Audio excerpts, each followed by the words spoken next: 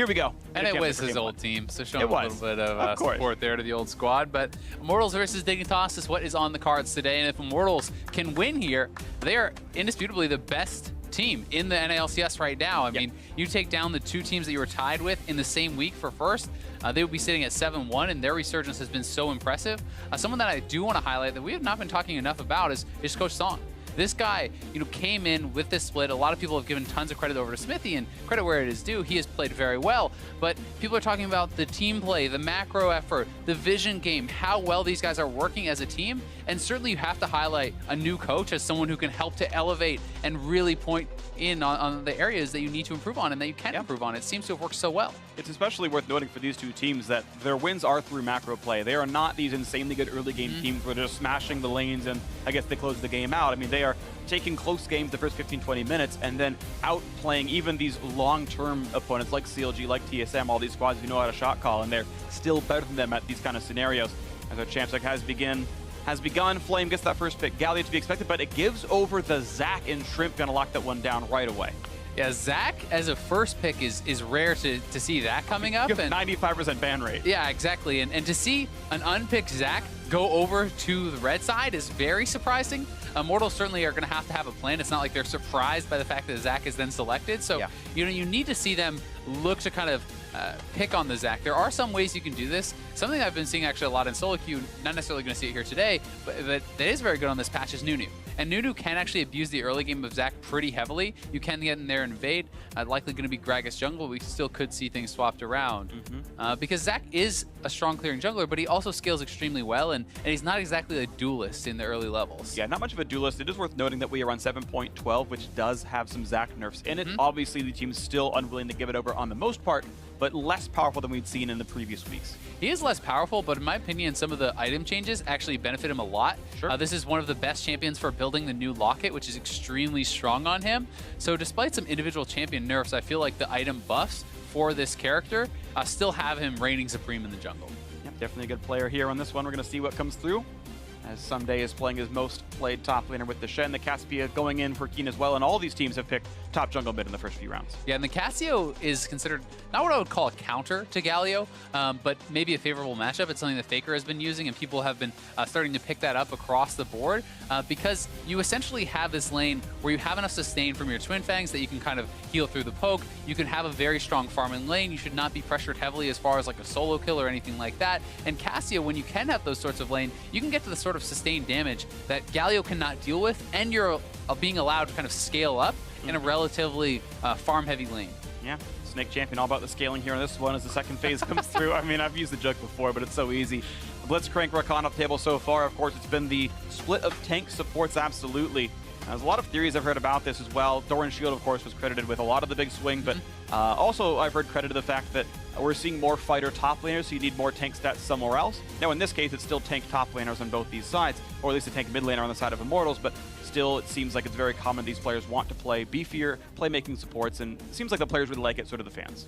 Yeah, I think it's a lot of fun to watch it. It's also easier to understand the impact that the supports are having in the game. They are the ones initiating a lot of these fights, so you're able to see these guys get highlighted more, get more credit for the great play that they are having. And Bard going to be taken off the table here as well. If they pick Morgana, that's actually pretty cool. So this is something that is a takeaway from Olay. So you look at Olay's champion pool, some of his most popular champions, Thresh, the Blitzcrank, the Bard, and then the Karma and the Morgana, right? So it's like you essentially his have 5 now most played are all off the table. Yeah, so you ban out between the two sides his 4 most played, basically. You take away the Morgana, which is the 5th there, and you're putting him in a position where he now has to show something different. And he's going to play Nami. Like Tom Kench, apparently not something he wants to play. Braum, nothing he doesn't want to play either on this one. I think Nami is a good lane matchup into Morgana, even though it sounds kind of weird you block out of CC. I just feel like the lane works very well for the champion, and now Immortals have to show their bot lane marksman. And while you can obviously block some of the CC coming out of Nami, Nami has such good trading and sustain in the lane that you can bully out of Morgana, certainly. And definitely in combination with the Varus, if they do lock this in, it should be a strong laning duo. That said, Nami is a squishy champion. If you get caught by a binding as a Zac or someone like that is going to come in, you are not going to get much of a chance to do anything to react because this team is extremely CC heavy across the board. You have Zac, you have Shen. That's a ton already. Then Morgana with the binding and the ultimate to lock you up. There's Cassio ultimate. Now there's Ashe. Like, this is a ridiculously CC heavy team from Team Dignitas, and playing something like Nami, if you ever get caught by one, you're almost certainly going down. Absolutely the case. So engage tools here everywhere on Team Dignitas. The damage upvote still does exist. Cassiopeia's got plenty. Ashe, not terrible in her own right as well. We'll see what comes through as the rest of the draft has completed. Immortal's going to put Flame on another fighter. It seems to be his most common playstyle, to be honest. He's playing a lot of these Black Cleaver using auto-attacking top laners, so he can be a damage source of his own. Yeah, guys like Renekton, J4 really have been very popular. They all kind of build the same here, too. You go Black Cleaver, Titanic, and then we're seeing the Stoneplate almost always as that third option. You do have some other kind of routes you can take. If you are snowballing, you can go for more heavy damage. If you're falling behind, you can go more heavy tank, things like this.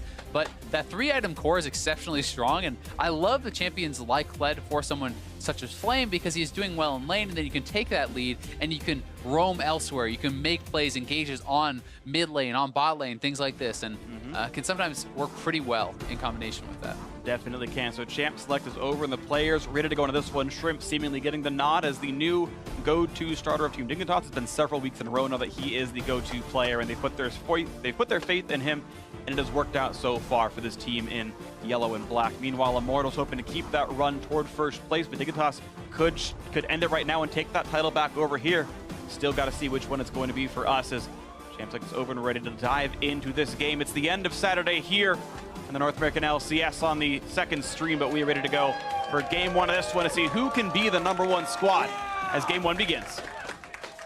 And it's going to be an exciting one. Both teams have such a crazy amount of engage, right? And it's going to be a lot about who is able to pick the correct fights, who is able to find that initial opportunity. Because with Kled and Gragas, those are multiple great ways in for the Galio to find these hard engages. And similarly with Ashe, you can engage very easily with him, with Zach, and so much of the fights, I feel like, are going to come down to who can get the first pick, who can kill someone off before they can react. Because if you can knock in someone like the Cassio or the Ashe from Dignitas and delete them, there's not a lot of sustained DPS left in the rest of the team. That's the case here, and we'll wait to see what's going to happen as Flame walks in, looks at what Shrimp is doing, and of course Zach really likes to kill Raptors at the very start. You can hit them all easy with the W, they're easy to knock around. And I certainly expect him to try, but they've kind of ceded vision control completely on that side of the map, so he may not be really having that opportunity. Gragas is sitting over there, so is the Kled. Galio can be extremely frustrating to deal with when you're trying to take those Raptors, because if Galio just comes and throws over a delayed Q, he can steal away the mini Raptors very easily, which can make sometimes starting on that side of the map not worthwhile, and that's why we see Shrimp over towards that blue buff. He's going for the safer option. Yep. And you can see that there was those 2 deep trinket wards put down by Immortals to help track him, but Shrimp won't be seen early on. And this is going to be a bit of a back and forth battle. Keen wants to try to steal away some of these little Raptors. If he can actually steal 2, you can take away level 2 off the camp at all. So now this means he still gets level 2, but he doesn't get them from the little Raptors. If you take the second, you don't get level 2 off the camp at all, which is really the big win. So this is like okay, but not a massive deal for Smithy. Right, he's going to get through the same things. He can't go for the XP Quint level 3 super power farm route, but that's not going to be a major issue on a Gragas anyway. Yeah, and the big punish is really when they're at level 1 after the first camp, now you have a non-leashed red buff that you have to clear as a level 1 Gragas, which takes so long, and that can really put you behind. So not going to have to deal with that. Both junglers going to be on pretty even terms. Right, we get to see the rest of these lanes as they pan out right now. Looks like a pretty heavy farm route for Shrimp. Blue into Wolves, might do Raptors first before he goes to the red buff. He knows, again, Gragas, not much of an invading champion. We really get to see Zach in this one, but you expect that Shrimp has the practice to play it well. Yeah, sometimes you don't, though. I mean, where are you going to practice this a lot, right? That's sometimes the question is, in solo queue, this is essentially a permaban. If you don't expect to get it in scrims, then you're probably not running Zach that often in scrims. So it's not something that you can just log on and practice online. It's sometimes a little bit tougher to get those games in on the permaban champions. Absolutely, but we'll see. We've so far seen pretty good performances out of the Zacs, but you're right, it's still remains to be seen, and of course Immortals happy to take the risk here for themselves. Nice hawk shot by Lod, perfectly timed, sees that Smithy is in fact taking his blue, and they can summarize his exact jungle path based in his CS. So far the Wolves are dead as well. And this is pretty nice from Someday. So Someday essentially needed to have the wave all the way to the turret. If you're going to shove, you need to hard shove and have it bouncing by the time the jungler takes that other blue. And Pobelts are just going to TP back to lane, but they could look for something on Keen if he steps a little bit too far forward. I should be aware of where the jungler is or where the jungler could be, though. I think it's likely Smithy might end up crossing paths with Shrimp. Is he going to satchel the wall? Yes. Blast Cone puts him over here, and now he sees an enemy champion. Gonna steal away a couple of these little Krug pieces, but Shrimp gonna get the rest of the camp. Yeah, not a big deal at all. Smithy has to get out of there because he sees Someday missing from that lane. Does not want to get collapsed on. So both junglers, very even overall. Shrimp did kind of take down that one extra camp, though. Exactly, yeah. Shrimp is up one camp, losing one medium Krug, not a huge deal. He's up that one camp otherwise, but there's a gank in the top side. Look at this one here is Someday. Gonna find somewhere to run, puts the taunt down, hoping to find a little bit more. Nice flash, still so gonna well land. done. Beautiful by Smithy, but he's got to slow here. This Shen, can they get him under the turret? It's gonna be close. Yes, he does. The violent tendencies do what the name describes on the tin, and Flame gets first blood. That was so well done by Smithy. He throws out the body slam knowing Someday will flash react. Then he redirects his body slam with that flash, still catching Someday after he pops that summoner. But you have to criticize Someday a little bit. The wave is pushing back towards him. There's no reason to be this far up. That's just greeting for CS. Gragas is topside. You knew that. And you're fighting for what will essentially be a loss of 2 to 3 CS if you sit back and let the wave push. Because it has fully bounced, you're going to get almost all that farm. Instead, he wants to fight for that 1, for that 2 CS, really greeted out. Right. And he gets punished by a beautiful play here from Smithy. Right, it's not like there even should be any communication issues. Shrimp is also Korean. They can easily talk to one another. There should be no issues at all. And you're right, it is greed by Someday, and it punishes him here. Flash down, TP used to get back to lane. Only Ruby Crystal refillable on the recall. And Flame actually able to walk back to lane because of the way the wave was, so TP advantage for Immortals. Yeah, it's really nice for Flame because he also was the one who gets the first blood. It's not that the jungler just came and killed his lane opponent. He actually picks that up, so that early buy of the Tiamat going to be very good here on the champion as well. Definitely going to feel great. There's that long-range bind, but no follow-up available. Ola can heal himself, and unless there is an all-in, he's going to be honestly okay with this without many issues here. Quick Krug clear for Smithy, and these two little ones will drop to the W and a couple auto attacks afterwards. It's a little annoying killing Krugs as Gragas because the W's % health damage, you actually don't kill the small Krugs with the big empowered Cask Flam. But it's just like, oh, oh wait, they didn't take any damage. I've got to use something else now. It can be a little bit frustrating. A lot of champions really do struggle with those Krugs, and on some champions, people actually just skip them pretty much altogether because it's so annoying to take them down until you have something like, you know, a Bombing Cinder for your Cinderhawk, and you have some sort of AoE item, you know, maybe like a Hurricane, someone like Kindred really can struggle with that too. Yeah, I've seen a lot of jungle paths where they'll kill just the big one and then like one medium and small ones and just walk away. They don't go for the rest of the camp because the last little pieces. They have so much armor, it's really hard for physical damage junglers to kill that thing off. And now, another fight in the top side of the map. Both junglers are around though, so Smithy going to be here first, but Shrimp around the walls, and he's in Fog of War. Someday still buying some time. The fact that he turned aggressive at all, I think, kind of gave away Shrimp's location because, again, I don't think he was seen, but the dive didn't continue for Immortals.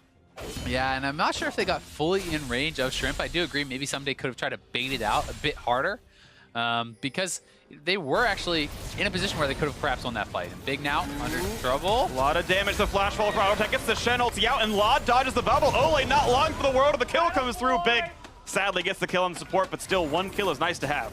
That was really well done, actually, both from Someday, but also from Big. You know, playing it pretty cool, redirecting to kind of turn around and bring that Shen back in. So many players, as they're getting that Shen ultimate, actually just run him out of range because they're so afraid of dying. Right. So delivering in Someday, picking up a kill in that bot lane, going to be pretty good for them. Really good for them, absolutely agree. And I don't know if Someday just barely hit level 6 or if Immortals didn't communicate, but certainly that all-in got turned around by that ultimate. Yeah, he had been 6 before even the gank happened topside. So he's been 6 for a while here, something that they certainly should be playing around, but it's easy to forget. It was a nice sidestep from Ole, and that's what kind of prompted the all-in. When that binding misses, it's very tough for Morgana to actually turn around and fight back, but Big able to just step in. It was a good bait and very quick Shen ultimate to turn around that kill. So Someday makes a bit of a mistake topside, but makes up for it a bit more here. Right, and he's even still up in farm. He had to walk all the way back to top lane, and he's still up 11 gold or 11 CS right here. So credit for the recovery to Someday.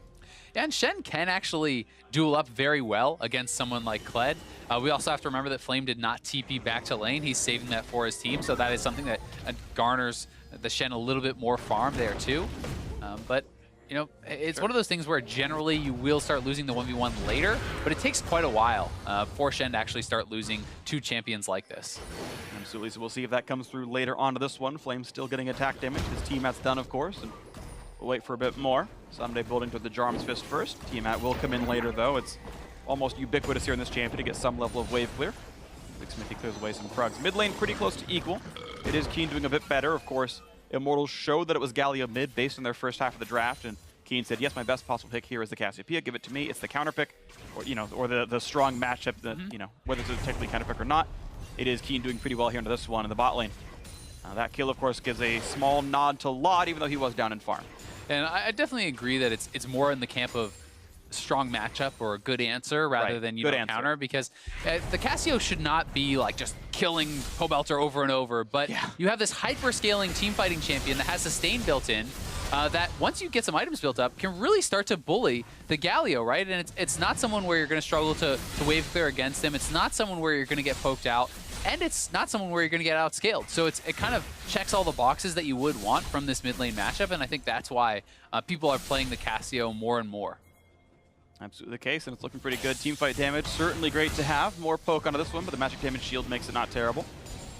One thing I don't love, though, about the comp is when you're playing into a Galio, having an AP laner against him is fine. Although he does obviously really like to itemize MR. But if you have physical damage sources from elsewhere, that can make it so he can't just itemize super efficiently against you. That being said, Zac is essentially mostly AP, well, basically all AP. Shen is actually mostly magic damage. The Morgana is mostly magic damage, so it's just Lod. So Pobelter is going to have a very easy time stacking MR and not really having to worry against most of these teams. Because even Lod hasn't had very good damage stats so far this split. Immortals, though, going to be dove down here to this one. Going to miss. Bounce. Yeah, that's going to be all the damage they need. He is gone for certain. Shrimp gets the kill, and the turret's going to be next up. Really well done, utilizing that level 6 on the Ash Arrow, even bringing down Cassio just in case. That covers any insurance policy with someone TPing in or something like that, so they're going to race for the first turret. Bot lane should be able to get it as they have the extra members down there.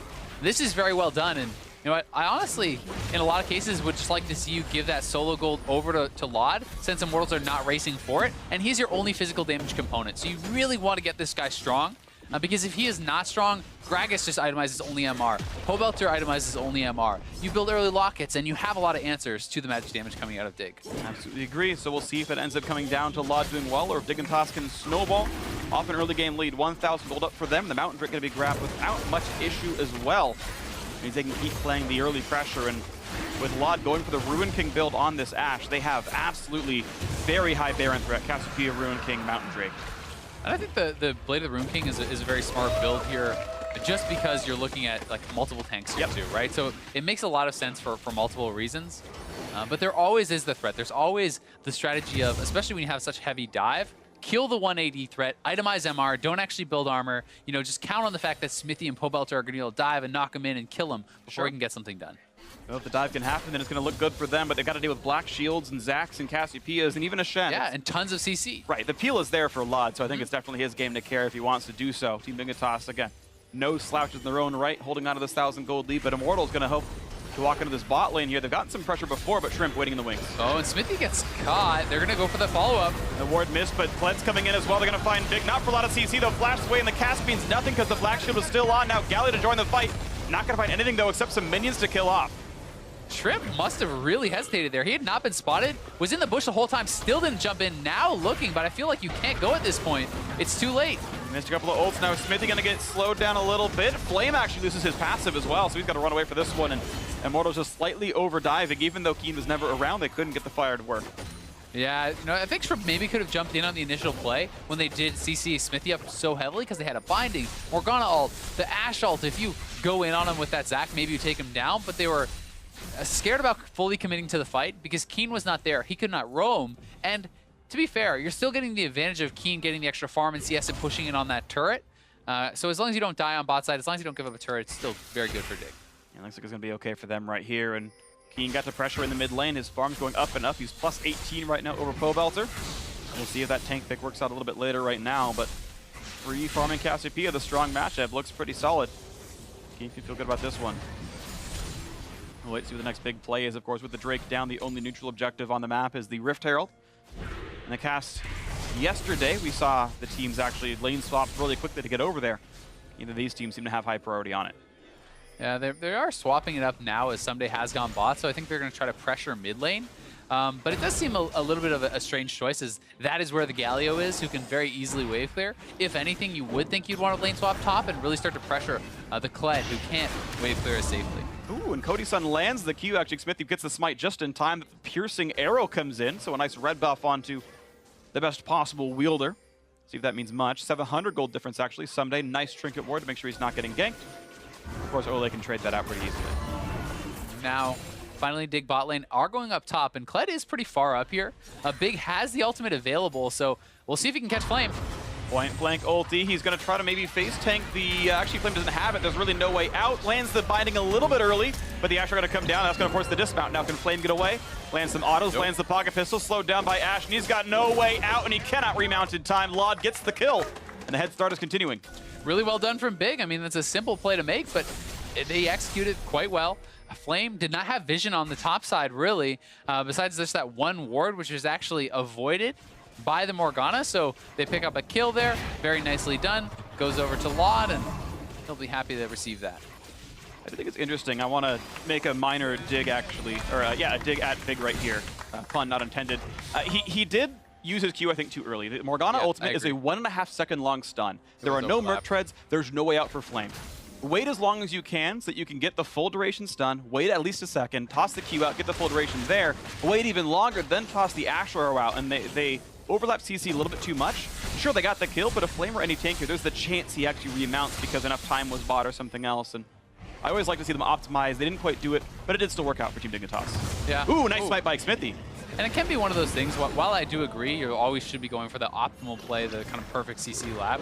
It could be one of those things where they're saying, hey, Flame has no flash, no chance for him to get out, and they're just kind of, business as usual, just training him down. Either way, they get the kill, so not the biggest of deals, but we'll see if that CC overlap can come back to bite them later in the game. Yeah, the only reason I bring it up is because Big is not a huge Morgana player.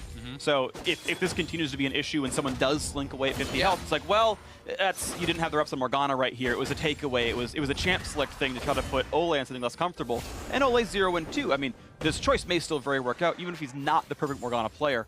As we have this game, actually, that's still sitting very close, though. Immortals farming really nicely. You're seeing Cody Sun get a pretty big farm lead over his lane opponent, and the rest of their team grabbing the scraps pretty well. And Cody Sun has just been such a point of strength for the team this season. I really do like his play. And I'm very excited to see how he's going to be able to perform because he has all these pieces around him to protect him, right? You have such a beefy front line. You do have all the tools kind of put in there to try to protect you from this dive and to allow you to carry. We'll see if they can get much for that one. The taunt's not going to be much against Shrimp, who was able to jump in time. And the turret, though, very, very low, about 500 health left on that. Interesting to see Pobelter actually goes Adaptive Helm here first. And I know you've done some of the math on that, and that is something that is very rarely efficient. It's almost always better to go something like a Spirit Visage, and I think even on Galio, going for the Abyssal Mask can be a really strong choice to amp up some of the magic damage coming out of Smithy, yourself, and Ole. Sure, this is definitely going to be tankier than Abyssal Mask. That said, I do love Abyssal Mask, and it's good for the offense, obviously, especially with the magic damage dealer like Smithy on your team. But right, you have to take almost sort of 2,500, 2,000 something damage from Cassiopeia overall after magic resist for it to matter here. And that's just comparing against Spirit Visage, right? That's for the unique passive to be good enough here. No one else is going to have that kind of repeated magic damage. In a team fight, he's almost definitely caring more about Laud than Keen, in which case you'd rather just have the health to deal with Ashe auto attacks. So I'm of the opinion that it seems like a slightly weak buy, but we'll see what happens over this one. If he really is dueling Keen, then it will become efficient. Certainly possible. But Keen is really going to take over, I think, in that 1v1. Like, from this point forward, it's so hard to ever see Galio having much potency in a duel against Keen, because Keen really is going to be tanky enough that he can't really get burst down by Galio, and you have enough sustain at this point that he really can become very, very strong. And he is going to be such a massive frontline threat. I'm kind of interested to see how early Keen is going to decide to pick up something like a Void Staff, as you know that a lot of MR is going to be stacked by the front line. There's the flash over the button. Look for the root, look for the team fight. Now the flash forward by Big is going to find himself at least one stun, but here comes Galio. Stops the bounce, but Cody's going to lose his life first without flash available. 1 for 0 so far. Nice knockback on a Keen means Flame going to chase down for this kill. Pobelter running down to the wings, but the CC is there to keep Keen alive. A couple more seconds, but Ole finally gets the shutdown. It's here now. Smithy forced to run away, going to get over the wall. Pobelter finds himself one taunt. Flame back and forth, does remount. But will there be much more of a fight? It is a 4v4 root onto the tank in the mid lane. Someday wants a bit more, waiting for his taunt to be back up, but not going to go for the play just yet. Flame back to full HP already, remounting nicely. Well done to Skarl there. And it's actually just a 1-for-1, but they are pushing forward. Someday taking quite a bit of damage here. And Immortals want to use the chip damage that they've gotten to try to pressure the turret, but not having your AD carry up, it's very hard to siege. Yeah, there's really no ranged champions left to do meaningful damage, so out they go for this one. The Shrimp goes back to the jungle to farm back up. Team Dignitas, though, able to get up a couple hundred extra gold off the end of that fight as everyone goes back to clear their map. That was a very, very even team fight. You would have thought more people would be going down, but pretty well played on both sides. And it's so many tanky members. As damage dealers do fall, it's very hard to actually finish people off. You know, Cody-san went down, and Keen went down, and then there's just not a lot of DPS kind of left in the tank. And at that point, they can ignore him as they take down that mid lane turret. Well played to the tanks of Team Dignitas. The early Quicksilver Sash by Cody-san is a little weird because there's not a lot of damage on the Immortals lineup, and delaying damage up it seems a bit suspect. It's tough, though, because at the same time, if he goes down, you know, there's almost nothing left in the way of teamfight damage for them, right? Gragas and Galio are not going to put out a lot. Kled has some burst, but he could get kited very heavily. And there's so many, like, CCs here. If you get hit by a binding, you probably lose a team fight. Hit by an Ash Arrow, probably lose a team fight. So, yes, you can, you know, try to play it perfectly where you don't buy that item and you just say, I am going to dodge everything and my front line's going to block everything. But, you know, I think it's a reasonable choice because the cost of getting hit is so high. Sure, and it doesn't have to be Cody-san's fault that he's in this scenario. This could be, well, Champ Select is a point where good luck being a backliner, good luck having no damage. This could just be Immortals being out-comped, and there's no good way out for Cody-san. He's just in the situation now. And, you know, this is a game where I think rushing for something like a Michaelis from Olay would be very, very strong because there is so much CC, and, you know, that takes a long time to get to, too. And they're looking for the dive now. Galio could follow up in the ultimate here if they decide. No. Flame not quite in range for any hard CC, but does buy himself a bit of time. Turret's not going to go down. The bubble going to buy a bit, though, but here comes the taunt on the front line, looking for a bit more on the Flame. Taunt's going to come across. A stun on the front line tank, though, and Pobelter doesn't even feel the damage. His shield was enough, but Shrimp comes back in for a bit more. Knocked up into the air. The knockback is there. Well played by Smithy, and a Bloblets they go. A taunt onto Sunday. Bubble going to land as well. All the CC they need to pick off the tanks, just maybe. As Ignite burns down on the Shen, and they're not quite going to get him, but Shrimp is still dead. They bought the time they needed. 1-4-0, and it works out. It's just, these front lines are just going at it, and Lod was not there at the start of the fight. That's the difference maker. Cody-san was pumping out damage. Lod had to come down from the top side, so it was a good force from Immortals. Even though there's 4 members, there's essentially only one source of real damage. The Shen and the Zac are doing very, very little, and now they're going for a dive. The flash knockup is there. Black Shield's in front, the top, but it still means that Keen is caught out. He receives the Shen for his troubles. Cody-san forced to Q this to run away. One more shot would kill him, but he can't find it. Pobelter heroically entrances and exits the team fight there, but it's still a death of 2 as Cody-san did in fact burn down. A double kill for Keen. Oh, and Keen now, you do not want to be giving him those kills. This is a guy who really can take over the fights big time, and I think that the further into this game we get, the more in the favor of Dignitas it will be. With Smithy down, they have Cassio with a blue buff. They can rush down this Baron ridiculously fast. I don't think there's any chance that Immortals can really contest this. Sure, the TP's coming in, but what are you going to do? Who's going to even steal it? Flame can't jump walls the first half of his E. The Galio cannot either. There's literally nothing to be gained. He satchels over the wall and knocks up one, but there's no team fight around. He's slowed by Ash, and Ice Bubble by some time, but Black Shield keeps Lod kicking. He's going to get that kill picked up. I don't know what that TP was about. Literally, it was unstealable. Yeah, I think it's just one of those desperation things. They perhaps felt like the game was lost if they don't stop that Baron, so they decide to go for that really low percentage play. It doesn't work out, though. The Baron goes over to Dignitas, and they now have a stranglehold on this game.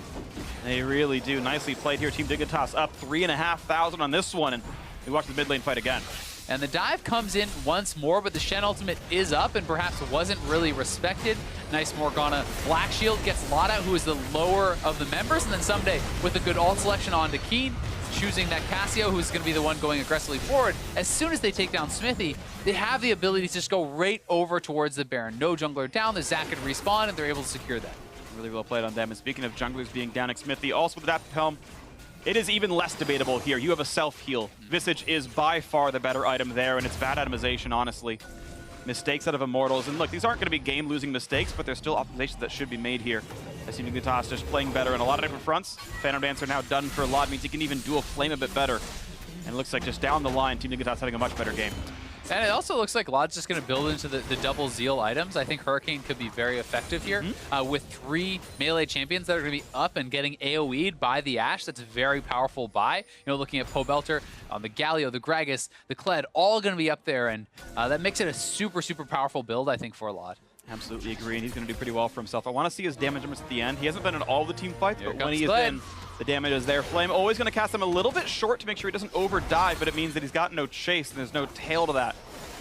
And just Dignitas able to walk away and prevent the engage happening at all. It's a tough spot for Immortals now, though, because they are going to get pretty heavily outscaled, I feel like, with this Cassio in the mid lane. I think she can start to really take over fights. You have the playmaking ability, but that's really what it's going to come down to. Unless Smithy can get a great ultimate and they can burst someone down, unless they can find this awesome Kled engage in a straight-up just 5v5 fight, Dignitas should almost always win, I feel like, from this point forward. It seems likely. And we'll see if they can make that one happen here to this one as we wait for the pushes to keep going. 1 minute left on the Baron.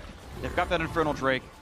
And Immortals only just hiding and waiting as their marksman is a full item behind at this point. It's Zeal versus Phantom Dancer. And honestly, at this point, Lod can finish his next Zeal, no problem. And no damage. And Dig just doesn't need to rush anything, right? They can play patiently. They can just farm and scale.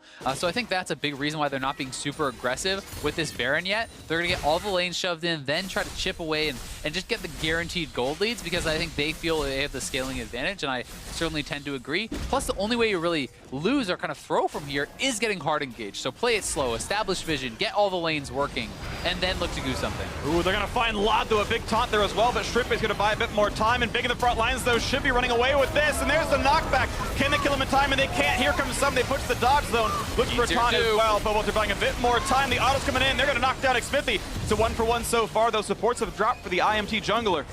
The team fight still seemingly won by Team Dignitas, ready to keep pushing. Yeah, Keen is still full health. They're going to look to continue this dive. Oh, not going to hit the Q. Not going to land it just yet, but both are walking away safely on this, but the Siege can maybe keep going. Baron buff timing out now, but they got plenty out of it. 6,000 almost the gold lead. And they're actually looking to threaten the dive. Shrimp's going to go in. These people are low on mana.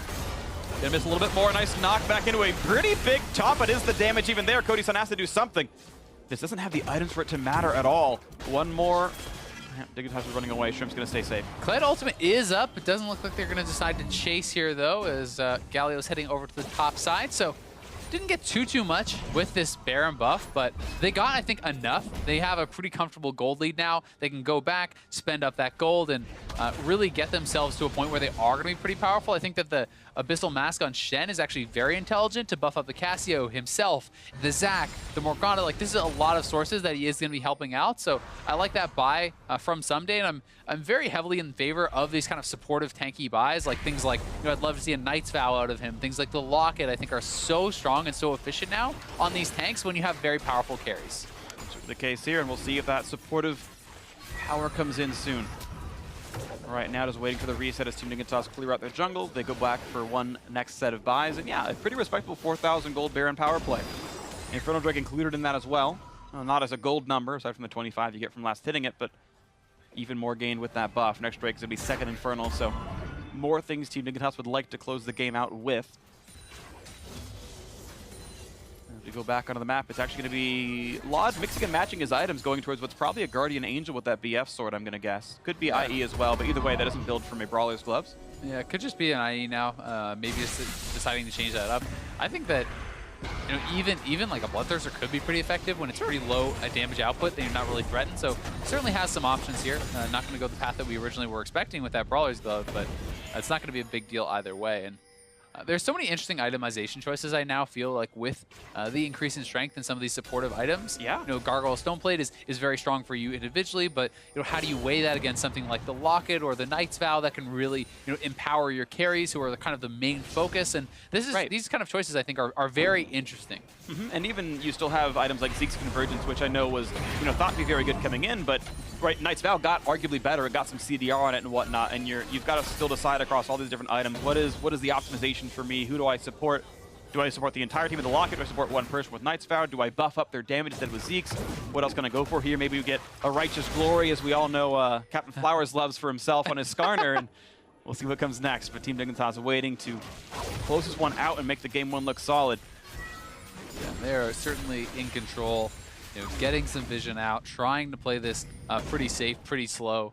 Shen is just going to be pushing in the bot side, and as long as you draw the Kled down to you, you can then roam and look to make a play, or you can just keep him kind of in this neutral position. And Dignitas are just looking to slowly kind of out-farm their opponents, take over the jungle, take over, you know, these side lanes, and really look to eke out any small advantage that they can get. So we'll see what comes through. Waiting to go as here comes Flame, looking for damage on a Someday, and he's supposed to be able to win this one-on-one. He's got a level deficit and only gets so much damage down. Going to wait out Someday's shield and walk right back out of this one. And I think, to be fair, eventually he would if they fought for a long time, but he doesn't know where everyone on Dignitas is, so he doesn't really have the luxury of fighting for that long time. Laud just barely misses Will Shrimp. Yep. They're going to dash away, take a couple turret shots, heals right back up. They're going to kite away from the slows. There's the Q from Shrimp finding something. And here comes Galley with the grand entrance, finds double knockups, looking for a big here in this one. Taunt's going to land, buys a bit more time, but they can't kill him off. The rest of CC is there. Cassiopeia, played by Keen, going to zone them right back out.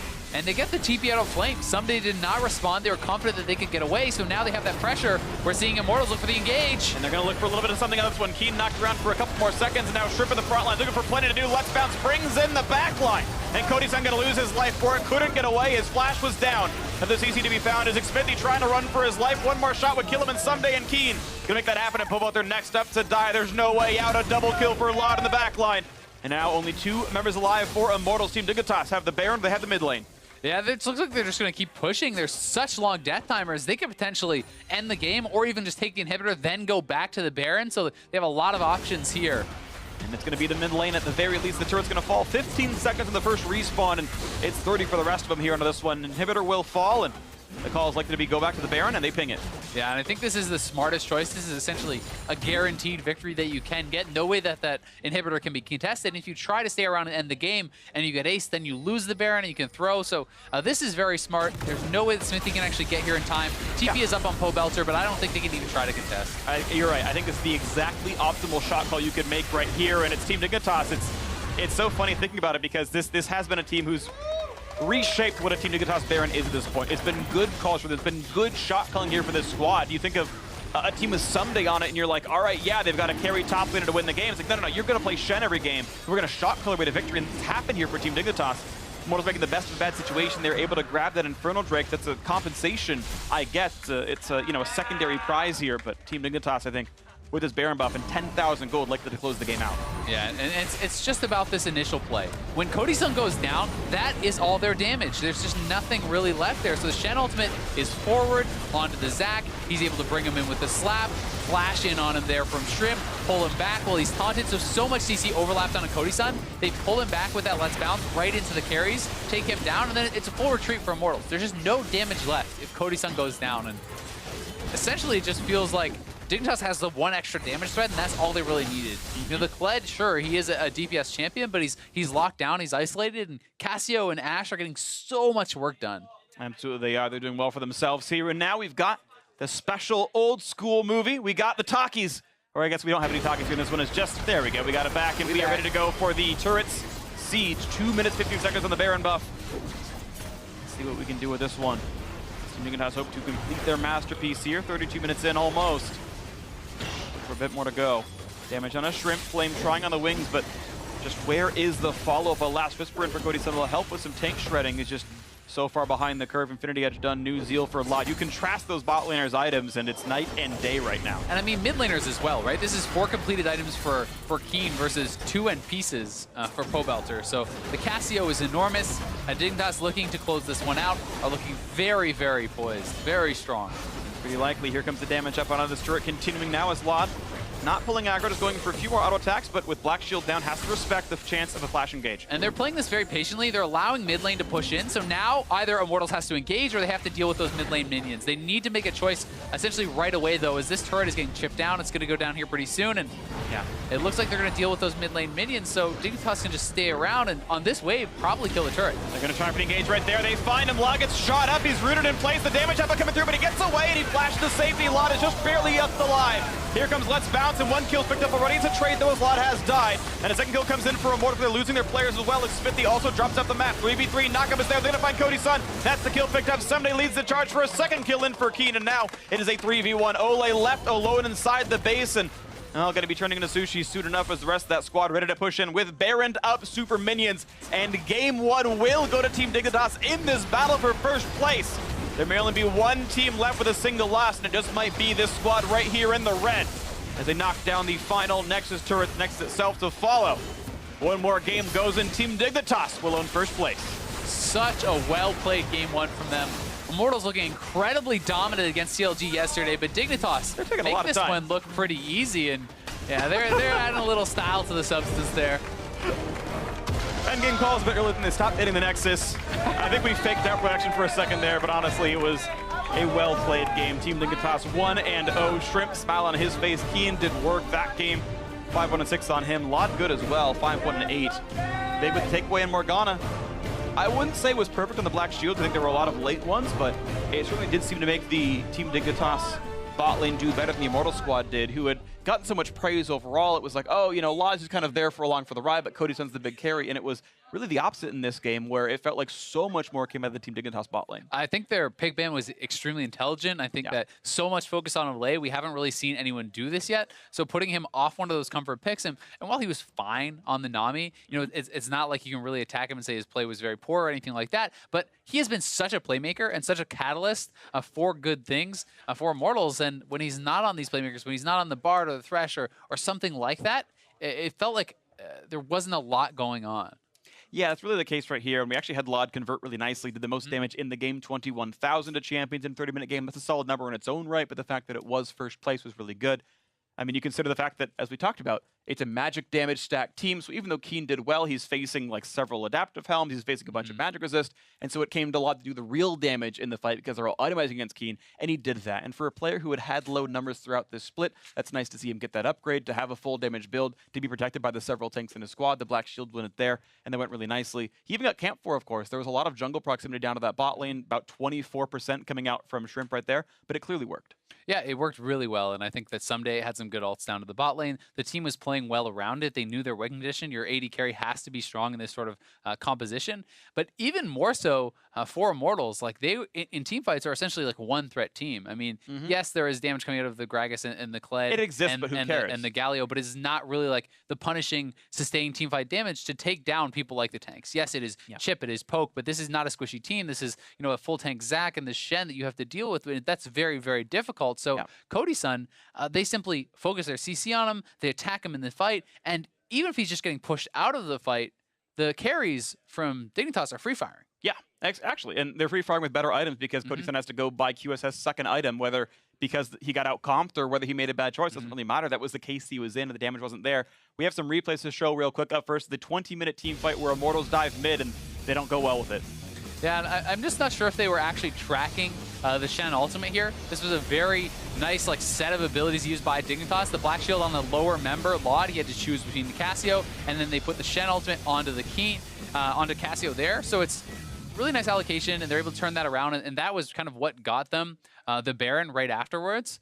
So it was a good fight. Yeah, the game was very close up until that point, but that's when it kind of all turned around. Our second replay, 29 minutes in, as Dignitas get the 3-0 to head for the second Baron. And it's just about Cody Sun here. Cody Sun is really all the damage in the comp for Immortals. So Shen ultimate onto the Zac, move him forward. He gets taunted up into the less bounce. No way for him to really deal with that. And then Lod and Keen, as was the story in almost all the fights, are pretty much untouched. They're just able to pile forward. The tanks are frontlining for them, and there's no real threat onto them.